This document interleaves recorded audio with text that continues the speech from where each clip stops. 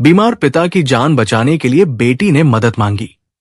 करोड़पति लड़के ने 15 लाख का ऑफर दिया और फिर जो हुआ वो किसी ने नहीं सोचा था। और ये कहानी आज की समाज की सच्चाई है और लोगों के लिए एक आईना भी। पूरी कहानी जानने के लिए वीडियो को आखिर तक जरूर देखें, लेकिन उससे पहले वीडियो को लाइक करें, चैनल स्टोरी बाय एके को सब्सक्राइब करें और कमेंट में अपना और अपने शहर का नाम जरूर लिखें। दोस्तों, मुंबई के एक अस्पताल के आईसीयू के दरवाजे पर खड़ी संध्या वर्मा अपने कांपते हाथों से कांच के पार अपने पिता को देख रही थी। ऑक्सीजन मास्क के नीचे उनका चेहरा पीला पड़ चुका था।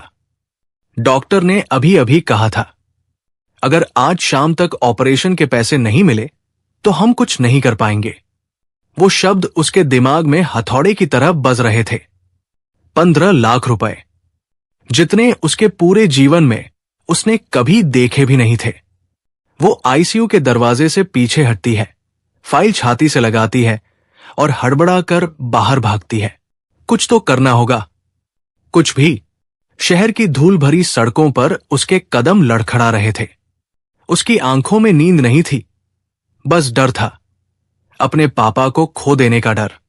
वो ऑटो से निकलकर एक ऊंची इमारत के सामने रुकी। मल्होत्रा इंडस्ट्रीज।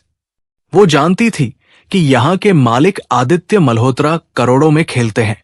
वो भी वही लड़का था जिससे वो सालों पहले इंटरव्यू में मिली थी, जिसने कहा था, इस दुनिया में किसी को तरस नहीं, हुनर चाहिए। आज उसी के सामने उसे अपनी मजबूरी रखनी थी। वो कुछ सेकंड गेट के बाहर खड़ी रही। बिल्डिंग के शीशे में अपना चेहरा देखा। बाल बिखरे हुए, आंखें सूजी हुई, होंठ सूखे और चेहरे पर बस डर। गहरी सांस ली और गार्ड से बोली, मुझे अंदर जाना है, बहुत जरूरी है। गार्ड ने रोक दिया। मैडम, बिना अपॉइंटमेंट के नहीं जा सकते। संध्या वही खड़ी रह गई, थकी, टूटी, पर उम्मीद से भरी। उसने ऊपर देखा, जहां शीशे के पीछे शायद वो शख्स बैठा था जो उसकी जिंदगी बदल सकता था। तभी एक काली मर्सिडीज बिल्डिंग के गेट पर आकर रुकी। ड्राइवर ने जल्दी से दरवाजा खोला और एक लंबा सा सधे कदमों वाला शख्स बाहर निकला।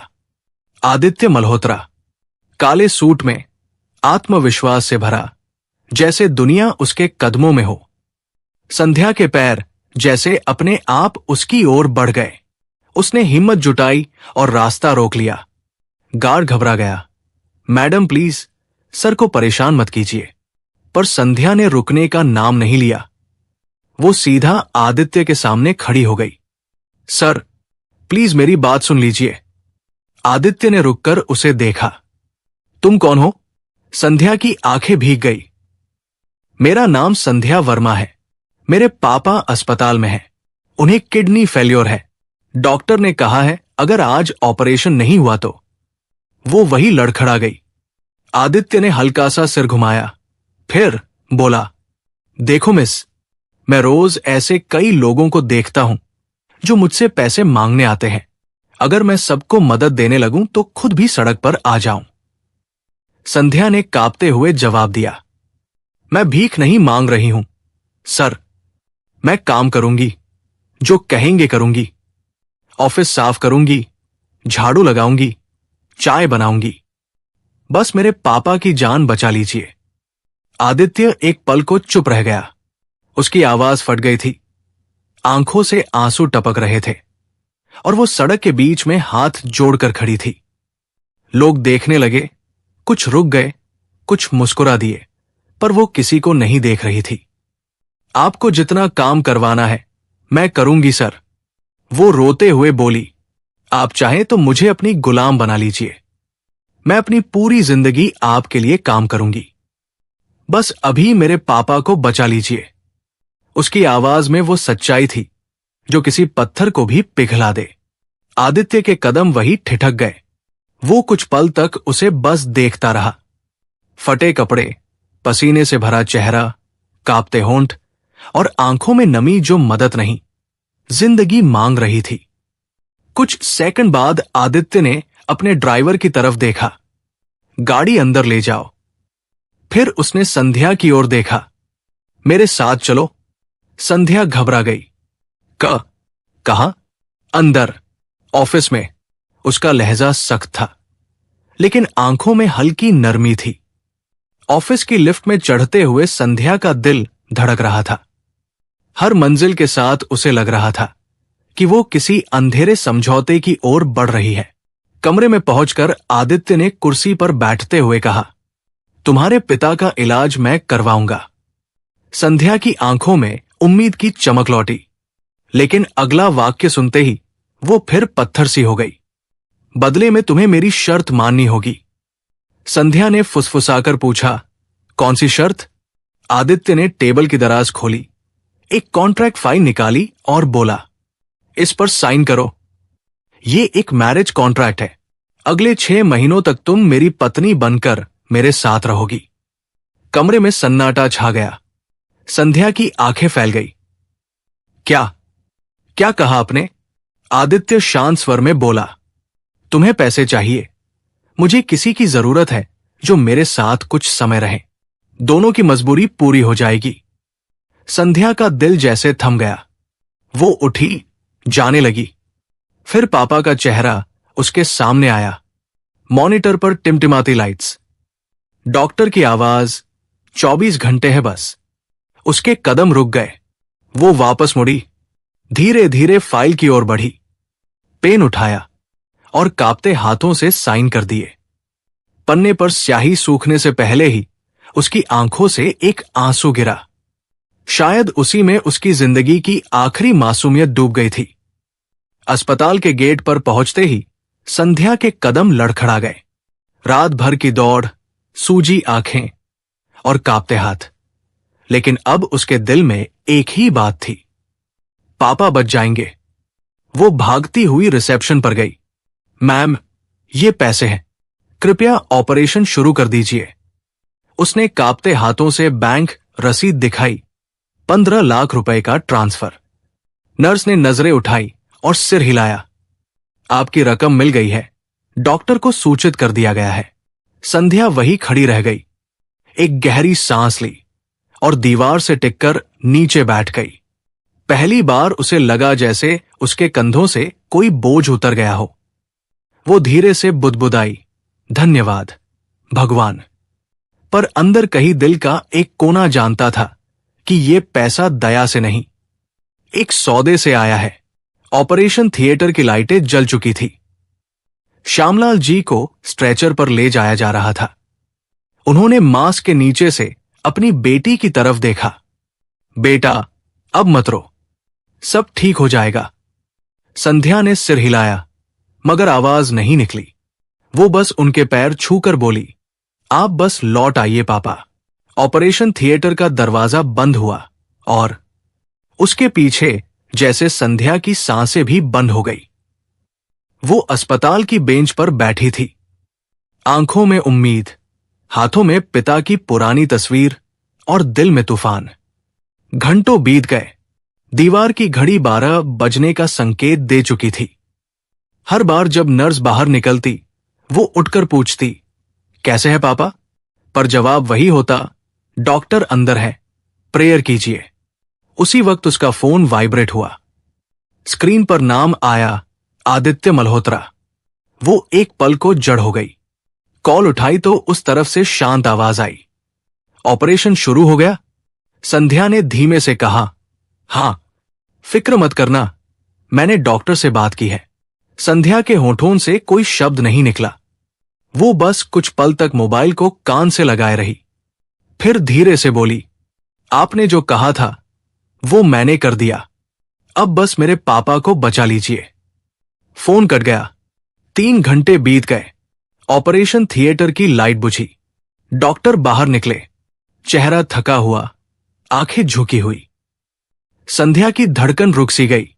वो दौड़कर उनके पास पहुंची। डॉक्टर, मेरे पापा?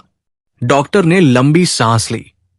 हमने पूरी कोशिश की, लेकिन शब्द अधूरे रह गए। संध्या के पैरों तले जमीन खिसक गई। नहीं, नहीं डॉक्टर, झूठ बोल रहे हैं आप। वो ठीक हो जाएंगे। उनसे कहिए मैं बाहर इंतजार कर रही हूं। उनसे कहिए वो उठ जाएं। नर्स ने उसे संभालने की कोशिश की, लेकिन वो खुद को छुड़ाकर ऑपरेशन थिएटर की ओर दौड़ी। पापा, पापा उठिए ना, मैं पैसे ले आई हूं। सब ठीक हो जाएगा ना, वो चीखती रही। डॉक्टर ने धीरे से सिर हिलाया। श्यामलाल जी की निस्पंद देह सफेद चादर में ढकी थी। संध्या ने वो चादर खींचकर अपने पिता का चेहरा देखा, शांत, ठंडा और सदा के लिए सोया हुआ। उसकी चीख पूरे वार्ड में गूंज उठी। नहीं, वो फर्श पर बैठी अपने पिता का सिर गोद में रखकर रोती रही। पापा, मैं समय पर पहुंच गई थी ना, आपने वादा किया था आप मुझे छोड़कर नहीं जाएंगे। नर्सें उसे उठाने की कोशिश करती रहीं, पर वो बेजान सी बैठी रही, जैसे हर आंसू उसके अंदर पत्थर बन गया हो। बाहर वही अस्पताल के कॉरिडोर में एक शख्स खड़ा था, आदित्य मल्होत्रा। वो सब सुन रहा था, सब देख रहा था। उसके चेहरे पर कोई भाव नहीं था, लेकिन आंखों में हल्की पश्चाताप की लकीरें थी। कुछ देर बाद डॉक्टर बाहर आए। आप कौन? उन्होंने पूछा। मैं इनका परिचित हूं, आदित्य ने कहा। हमारी मदद की वजह से ही ऑपरेशन संभव हुआ, डॉक्टर ने दुखी स्वर में कहा। आपने नेक काम किया, लेकिन शायद किस्मत को कुछ और मंजूर था। आदित्य कुछ पल चुप रहा, फिर बोला, अब इनके बाकी बिल्स मैं क्लियर कर दूंगा। अंदर संध्या की दुनिया खत्म हो चुकी थी। वो अब भी अपने पिता की ठंडी हथेली को पकड़े बैठी थी। उसे लग रहा था जैसे उसकी सांसें भी उनके साथ चली गई हों। अगली सुबह सब कुछ धुंधला था। सफेद कपड़ों में लोग, फूलों की माला और उसके पापा का जनाजा। संध्या की आंखें सूख चुकी थी। वो रो नहीं पा रही थी, शायद रोने की ताकत भी खत्म हो गई थी। जब सब चले गए, तब आदित्य उसके पास आया, धीरे से बोला, संध्या, अब तुम्हें आराम करना चाहिए। वो ठंडी आवाज में बोली, आराम? मैंने अपनी पूरी जिंदगी बेच दी सर, पैसे भी गए, पापा भी चले गए, अब बाकी क्या बचा है? आदित्य ने कुछ नहीं कहा, सिर्फ इतना बोला, जो वादा किया था वो निभाओगी ना? संध्या ने सिर उठाया। वादा? शादी का कॉन्ट्रैक्ट? संध्या की आंखों से एक आंसू फिसला। आपको शर्म नहीं आती? मेरे पापा का जनाजा अभी गया है और आप मुझे वादा याद दिला रहे हैं? आदित्य बस यही बोला, मैंने अपनी बात निभाई, अब तुम्हारी बारी है। संध्या कुछ नहीं बोली, बस अपने गले से पिता का पुराना लॉकेट उतारा, उसे कसकर पकड़ा और बोली, ठीक है, मैं चलूंगी। अब तो वैसे भी मेरे पास कोई घर नहीं बचा, लेकिन आज नहीं, कल आऊंगी आपके घर। अगली सुबह अब वो उस घर के सामने खड़ी थी, जहां उसकी शादी नहीं, बल्कि मजबूरी का पहला दिन शुरू होना था। आदित्य मल्होत्रा विला, एक ऐसा घर जो बाहर से महल था, पर अंदर कदम रखते ही लगा जैसे हर चीज बेजान हो। दीवारों पर महंगे पेंटिंग्स, संगमरमर का फर्श, पर हवा में ठंडापन और रिश्तों में सन्नाटा। नौकर ने कहा, सर ऊपर स्टडी में है। वो धीरे धीरे सीढ़ियां चढ़ी। हर कदम में डर था, हर सांस में बोझ। कमरे का दरवाजा खटखटाया। अंदर आदित्य फाइलों में डूबा था। बिना सिर उठाए बोला, आ जाओ। संध्या ने हल्के स्वर में कहा, मैं आ गई हूं। आदित्य ने सिर उठाया, एक नजर उस पर डाली, फिर ठंडे लहजे में बोला, कमरे की चाबी मेज पर है। तुम्हें मेरा घर नहीं, मेरी शर्तें माननी होंगी। कौन सी शर्तें? संध्या ने पूछा। पहली, कोई सवाल नहीं। दूसरी, दुनिया के सामने हम पति पत्नी हैं, पर असलियत सिर्फ हम जानते हैं। तीसरी, 6 महीने तक इस सौदे से पीछे नहीं हटना। संध्या ने सिर झुका लिया। अब उसके पास कुछ पूछने या सोचने का अधिकार नहीं बचा था। कमरे में लौटी तो देखा, बड़ा सा रूम, सफेद पर्दे, ठंडी दीवारें, और कोने में रखी उसकी पुरानी थैली, जिसमें बस कुछ कपड़े और पिता का लॉकेट था। वो बिस्तर पर बैठी, लॉकेट को हाथ में लेकर बोली, पापा, आपकी बेटी अब किसी की बीवी कहलाने वाली है, पर यह शादी खुशी से नहीं, मजबूरी से हुई है। आंखों से आंसू बह निकले। वो रात भर रोती रही। सुबह नौकरानी ने दरवाजा खटखटाया। मैडम, सर ने बुलाया है नाश्ते पर। वो चुपचाप नीचे आई, आंखें सूजी हुई थी। टेबल पर आदित्य अखबार पढ़ रहा था। संध्या ने कुर्सी खींची, कॉफी की खुशबू और खामोशी के बीच बैठ गई। आदित्य ने कहा, कल का दिन मुश्किल था, पर अब खुद को संभालो। संध्या ने धीमे स्वर में कहा, आपके लिए ये एक सौदा होगा, लेकिन मेरे लिए ये मेरी आत्मा की कीमत थी। सर, आदित्य ने कप रख दिया। बस इतना कहा, जो बीत गया उसे भूल जाओ। संध्या ने पहली बार आंखें उठाईं। क्या आप अपने पिता को भूल सकते हैं? कमरे में सन्नाटा छा गया। आदित्य ने नजरें फेर ली। खाना ठंडा हो रहा है। दिन गुजरते गए। वो घर नौकरों से भरा था, लेकिन हर चेहरा अजनबी लगता था। लोग उसे मैडम कहते, पर वो खुद को कैद महसूस करती थी। रातों को बालकनी में खड़ी होकर शहर की लाइट्स देखती। कहीं कोई पिता बच्चे को साइकिल चलाना सिखा रहा होता, कहीं कोई मां बेटे को गोद में झुला रही होती। वो धीमे से कहती, काश मैं भी सिर्फ किसी की बेटी रह पाती। एक दिन आदित्य का दोस्त करण आया। उसने मजाक में कहा, सुना है भाई, तूने शादी कर ली? आदित्य मुस्कुराया, हां, कुछ रिश्ते नसीब से नहीं, डील से बनते हैं। संध्या वही पास खड़ी थी। उसके दिल में जैसे किसी ने खंजर उतार दिया हो। वो कमरे में लौट गई, फूट फूट कर रोई। मेरे लिए तो ये रिश्ता भीख से खरीदा गया था।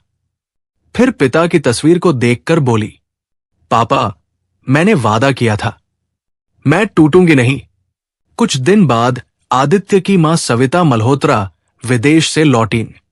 जैसे ही उन्होंने संध्या को देखा, कड़वे स्वर में बोली, ये कौन है? किस हक से इस घर में रह रही है? आदित्य ने ठंडे लहजे में कहा, मेरी पत्नी है। सविता ने गुस्से से कहा, ये गरीब लड़की मेरी बहू? क्या मेरी परवरिश इतनी नीचे गिर गई? संध्या की आंखों से आंसू बहे, पर आवाज स्थिर रही। आप सही कह रही हैं, मैं गरीब हूं, पर मेरा दिल अब भी किसी सौदे में नहीं बिका। पहली बार आदित्य उसकी आंखों में सीधा देखने लगा। वो शब्द उसके अंदर तक उतर गए। रात को देर तक वो बालकनी में खड़ा रहा। हवा ठंडी थी, पर उसके भीतर कोई गर्मी जाग रही थी। जिस लड़की को उसने डील कहा था, वो अब उसकी सोच, उसका नजरिया बदल रही थी। उसे पहली बार लगा, कभी कभी सबसे सच्चे रिश्ते वही होते हैं जो मजबूरी से नहीं, समझ से जन्म लेते हैं। और फिर आदित्य ने अपने मन में तय किया, अब यह रिश्ता सौदे का नहीं रहेगा, अब यह दिल का रिश्ता बनेगा। दिन बीतते गए। संध्या अब भी उसी विला में रहती थी, लेकिन अब उसके भीतर की खामोशी बदलने लगी थी। वो अब सिर्फ रोती नहीं थी, घर के काम के साथ खुद को संभालना सीख रही थी। और हर सुबह शाम को मंदिर में जाकर शांति ढूंढती।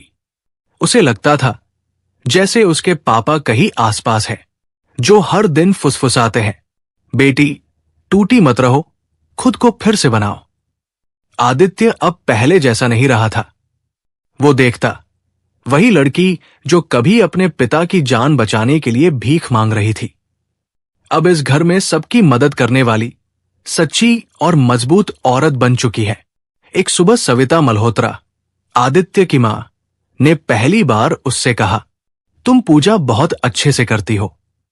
संध्या ने नम्र मुस्कान के साथ जवाब दिया, पैसे से नहीं मां जी, मन से करने की कोशिश करती हूं। वो मां जी शब्द सविता के दिल को छू गया। रात को उन्होंने आदित्य से कहा, बेटा, तुम्हारी ये लड़की बहुत सच्ची लगती है। आदित्य बस मुस्कुरा दिया, पर उसके भीतर कुछ बदल रहा था। शायद अब वो उसे कॉन्ट्रैक्ट वाइफ नहीं, एक इंसान के रूप में देखने लगा था। उस रात आदित्य पहली बार बालकनी में जाकर उसके पास खड़ा हुआ। काफी ठंड है, उसने कहा। संध्या ने शांत स्वर में जवाब दिया, ठंड बाहर की नहीं लगती सर, ठंड तो तब लगती है जब दिल में अपनापन न हो। आदित्य उसकी तरफ देखता रह गया और पहली बार उसे लगा कि ये लड़की उसके घर ही नहीं, उसकी जिंदगी में भी रोशनी बन चुकी है। अगले दिन उसने कहा, अगर तुम कुछ करना चाहो तो बता सकती हो। संध्या ने धीरे से कहा, हां, मैं एक ट्रस्ट बनाना चाहती हूं, जहां कोई लड़की मजबूरी में अपनी इज्जत न खोए, जहां औरत को दया नहीं, सम्मान मिले। उस ट्रस्ट का नाम? आदित्य ने पूछा। संध्या ने आंखों में चमक लिए कहा, नया सवेरा, मेरे पापा के नाम पर। उस दिन आदित्य ने पहली बार दिल से मदद की। उसने फंड दिया, ऑफिस दिलवाया और संध्या को ट्रस्ट की हेड बना दिया। अब वो रोज उन औरतों से मिलती जो जिंदगी से हारी हुई थी। वो उन्हें समझाती, कभी अपनी इज्जत को सौदे में मत बेचना, रिश्ते पैसे से नहीं, आत्मा से बनते हैं। धीरे धीरे आदित्य भी उस ट्रस्ट का हिस्सा बनने लगा। लोग कहते मल्होत्रा सर बदल गए हैं, और सच में वो बदल चुका था। अब वो आदमी नहीं रहा जो दूसरों की मजबूरी खरीदता था। वो इंसान बन चुका था जो किसी की हिम्मत को सलाम करता था। एक शाम उसने संध्या को बुलाया। संध्या, कॉन्ट्रैक्ट के 6 महीने पूरे हो गए हैं। संध्या ने मुस्कुराकर कहा, हां सर, मुझे पता है, अब मैं जा सकती हूं। आदित्य कुछ पल चुप रहा। अगर मैं कहूं कि अब यह रिश्ता कॉन्ट्रैक्ट नहीं, दिल का रिश्ता बन जाए? संध्या की आंखें भर आई। सर, अब मेरे दिल में कोई सौदा नहीं बचा, लेकिन अगर आपकी बात सच्ची है तो मैं इसे एक रिश्ता मानकर निभाऊंगी। आदित्य ने उसका हाथ थामा। अब से तुम सिर्फ इस घर की नहीं, मेरे जीवन की भी सम्मान हो। कुछ महीनों बाद नया सवेरा ट्रस्ट का उद्घाटन हुआ। हॉल भरा हुआ था। समाज सेवी, पत्रकार और वो औरतें जिन्हें इस ट्रस्ट ने नई जिंदगी दी थी। संध्या ने माइक संभाला और कहा, आज मैं किसी की बेटी या बीवी नहीं, एक औरत की आवाज बनकर खड़ी हूं, जिसने सीखा है कि रिश्ते खरीदे नहीं जाते, कमाए जाते हैं भरोसे और सच्चाई से। तालियों की गूंज के बीच आदित्य आगे बढ़ा, माइक लिया और बोला, कभी मैंने इस लड़की को कॉन्ट्रैक्ट वाइफ कहा था। सोचा था पैसों से सब खरीदा जा सकता है, लेकिन मैं गलत था। आज मैं सबके सामने ये घोषणा करता हूं, जिस लड़की को मैंने सौदे में बीवी कहा था, वो अब मेरी धर्मपत्नी है, 7 जन्मों के लिए। पूरा हॉल तालियों की आवाज से गूंज उठा। संध्या की आंखों से आंसू बहे और आदित्य ने मंच पर जाकर कहा, मुझे माफ कर दो संध्या, तुमने मुझे इंसानियत का मतलब सिखाया है। संध्या ने उसकी ओर देखा, मुस्कुराई और बोली, आपने सिर्फ माफी नहीं मांगी सर, आपने खुद को बदल दिया, और यही किसी इंसान का सबसे बड़ा सुधार है। फ्लैश की रोशनी में संध्या ने आसमान की ओर देखा और फुसफुसाई, देख रहे हैं ना पापा, आपकी बेटी ने आखिर अपना सवेरा पा लिया। दोस्तों, कभी कभी इंसान को मजबूरी में वो कदम उठाना पड़ता है जहां सही या गलत नहीं, बस जरूरत बोलती है। लेकिन दोस्तों, क्या आप भी अपने पिता के लिए उतनी दूर जा सकते हो जितनी दूर संध्या चली गई? और आपके अनुसार संध्या का फैसला सही था या गलत? कमेंट करके जरूर बताएं। और अगर यह कहानी आपके दिल को छू गई हो तो वीडियो को लाइक करें, शेयर करें और हमारे चैनल स्टोरी बाय AK को सब्सक्राइब जरूर करें। मिलते हैं अगली कहानी में। तब तक इंसानियत निभाइए, मोहब्बत फैलाइए और किसी का मजबूरी का फायदा कभी भी मत उठाइए। जय हिंद, जय भारत।